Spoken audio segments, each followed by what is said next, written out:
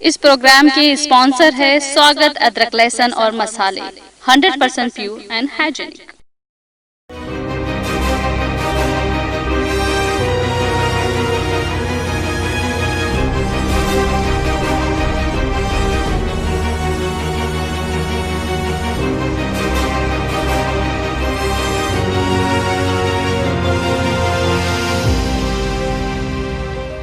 السلام علیکم، آداب۔ آج 21 جنوری ہے۔ پروگرام ٹوڈے ان ہسٹری میں آئیے دیکھتے ہیں 21 جنوری کو ہونے والے اہم واقعات۔ 21 جنوری 1522 یعنی 1522 کو سلطنت عثمانیہ نے روڈوس آئی لینڈ کو فتح کر لیا تھا۔ مشرقی بحر روم یعنی ایسٹرن میڈیٹرینین سی میں اسٹریٹجک روڈوس جزیرے پر چڑھائی کے دوران فوجی دستوں کی قیادت سلطان سلیمان نے کی تھی اور جزیرے پر ان کی نگرانی میں قبضہ کیا گیا تھا۔ جزیرے پر موجود نوابوں نے 9 مختلف آرٹیکلز پر مشتمل ایگریمنٹ کے ذریعے روڈوس اور دیگر 12 مختلف جزیروں کو ترکوں کے حوالے کر دیا تھا۔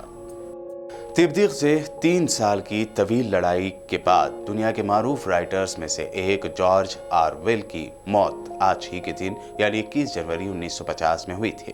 جارج آرویل کی کتابیں دنیا میں آج بھی مشہور ہیں، خاص طور پر ان کی اینیمل فارم اور 1984 نامی کتاب۔ آرویل BBC میں ہندوستان کے لیے نیوز پروگرام پروڈیوس کرتے تھے۔ آرویل نے دوسری عالمی جنگ کے دوران برطانوی حکومت کی خبروں کو سینسر کرنے کے رخ سے تنگ آ کر اپنی نوکری چھوڑ دی تھی۔ تہران میں اغوا کیے گئے امریکی سفارتکاروں اور شہریوں کو آج ہی کے دن یعنی 21 جنوری 1981 کو رہا کر دیا گیا تھا۔ رہا کیے گئے ان 52 افراد میں امریکی ڈپلومیٹ اور تہران میں امریکی سفارت خانے کے امپلائیز تھے۔ نومبر 1979 میں ایرانی اسٹوڈنٹس کے ایک گروپ نے زبردستی امریکی سفارت خانے میں گھس کر وہاں موجود سبھی امریکیوں کو قید کر لیا تھا۔ امریکہ اس بات پر سخت ناراض تھا کہ اس نے ہمیشہ ایران کے شاہ کی حمایت کی تھی۔ ایران کے شاہ نے جنوری 1979 میں ملک چھوڑ دیا تھا۔ شاہ اکتوبر کے مہینے میں امریکہ کینسر کے علاج کے لیے پہنچے تھے۔ ان اسٹوڈنٹس کی مانگ تھی کہ شاہ ایران واپس آئے اور ان کے اوپر جن جرائم کے الزام لگے تھے ان جرائم سے جڑے مقدمات کا وہ سامنا کرے۔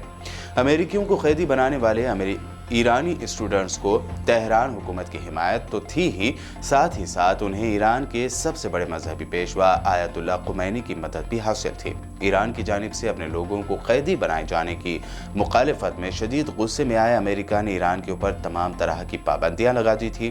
امریکی صدر جمی کارٹر نے اپریل 1980 میں قیدیوں کو چھڑانے کے لیے فوجی مہم کو اجازت بھی دی تھی، لیکن یہ مہم بھی ناکام رہی تھی۔ 1992 یعنی 1992 کو آج ہی کے دن اقوام متحدہ نے لیبیا کو سخت دھمکی دیتے ہوئے لاکر بی بم دھماکے کے ملزمین کو حوالے کرنے کا حکم دیا تھا۔ اقوام متحدہ نے لیبیا کے حکمراں معمر قذافی کو یہ بھی دھمکی دی تھی کہ وہ فوری طور پر اس معاملے میں عملی اقدامات اٹھائے ورنہ اس پر سخت ترین اقتصادی پابندیاں عائد کی جائیں گی۔ سال 1988 میں امریکی طیارہ لاکر بی میں بم دھماکہ کیا گیا تھا جس میں 259 افراد ہلاک ہو گئے تھے۔ اس معاملے کی تحقیقات میں امریکہ نے انکشاف کیا تھا کہ اس بم دھماکے کے مجرموں کو لیبیا کی معمر قذافی حکومت کی جانب سے دھماکہ کرنے کے احکامات جاری کیے گئے تھے۔ حالانکہ لیبیا کے صدر معمر قذافی نے ہر وقت لاکر بی بم دھماکہ معاملے میں اپنا کسی بھی طرح کا رول ہونے سے صاف انکار کیا تھا۔ 21 جنوری 1996 یعنی 21 جنوری 1996 یہی وہ دن ہے جب انڈونیشیا میں بھیانک کشتی حادثہ ہوا تھا۔ 555 ٹن وزنی کشتی کا استعمال ٹرانسپورٹ کے لیے ہونا تھا جو انڈونیشیا کے آئی لینڈز تک جاتی تھی۔ 21 جنوری کو گوریتا نامی کشتی جکارتا سے سبنگ کے لیے روانہ ہوئی تھی۔ حالانکہ کشتی میں کتنے لوگ سوار تھے اس بارے میں سرکاری طور پر صحیح اطلاع نہیں تھی، لیکن اندازہ لگایا جاتا ہے کہ اس وقت کشتی میں قریب 400 افراد سوار تھے جو گوریتا کے صلاحیت سے کہیں زیادہ تھے۔ کشتی جب سبنگ سے 10 کلومیٹر دور تھی سمندر میں تیز طوفان آیا، تیز لہروں میں جہاز ہلنے لگا، لوگوں میں لائف جیکٹ کو لے کر مارا ماری شروع ہو گئی، کئی لوگ اس طوفان میں سمندر میں کودنے کو مجبور ہو گئے۔ تیز لہروں میں گوریتا سمندر میں ڈوب گئی، کچھ لوگوں نے جیسے تیسے اپنی جان بچائی تھی۔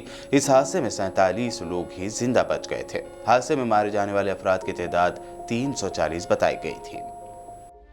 साल 2009 में आज ही के दिन अमेरिकी सदर बराक ओबामा को एक मरतबा फिर अपने ओहदे का हलफ लेना पड़ा था, क्योंकि एक दिन पहले हलफ की रिवायती इबारत पढ़ने के दौरान में हलफ के अल्फाज की तरतीब आगे पीछे हो गई थी। अमेरिकी सुप्रीम कोर्ट के चीफ जस्टिस जॉन रॉबर्ट्स ने सदर ओबामा से दूसरी मरतबा जो हलफ लिया उसकी सादा सी तकरीब व्हाइट हाउस में हुई। उस वक्त एक सरकारी एहलकार ने बताया था कि दूसरी दफा हलफ लेने का फैसला महज बहुत ज्यादा एहतियात के पहलू को मद्देनजर रखते हुए किया गया था। दूसरे हलफ के मौके पर सदर ओबामा ने पुरमिज़ा अंदाज में ये कहा, हमने दोबारा हलफ का फैसला लिया इसलिए किया क्योंकि इस काम में बड़ा लुत्फ आता है और अब हम ये हलफ आहिस्ता आहिस्ता उठाएंगे। अमेरिका के सदर का हलफ 35 लफ्ज़ों पर मुबनी है, जिसको उसी तरतीब के साथ पढ़ना चाहिए जैसी कि वो है। आज ही के दिन साल 2017 को डोनाल्ड ट्रंप के खिलाफ अमेरिका भर में लाखों खवातीन ने शदीद एहतजाज किया था। खास बात यह थी कि एक दिन पहले ही ट्रंप ने अमेरिकी सदर के तौर पर अपने ओहदे का हलफ लिया था। यह मुजाहरा, जिसे खवातीन मार्च का नाम दिया गया था, उसमें शिरकत के लिए लाखों अफराद सुबह सुबह ही एहतजाज के मुकाम पर जमा होना शुरू हो गए थे। इस एहतजाज मुजाहरे में बड़ी तादाद में अमेरिकी शो बिजनेस से ताल्लुक़ रखने वाले सितारे भी शरीक हो रहे थे। लाखों अफराद पर मुश्तमिल एहतजाजियों में अक्सरियत खवातीन की थी। इन खवातीन के एहतजाज का मकसद अपने उन हुकूक का दिफा करना है जिन्हें वो ट्रंप के माजी के बयानात और मुस्तकबिल के मुमकिना पॉलिसियों के तनाजुर में खतरे में देख रही थीं। प्रोग्राम टुडे इन हिस्ट्री में आज बस इतना ही। कल फिर होगी मुलाकात उस दिन के अहम वाक़यात की तफसील के साथ। तब तक के लिए देखते रहिए BPN चैनल।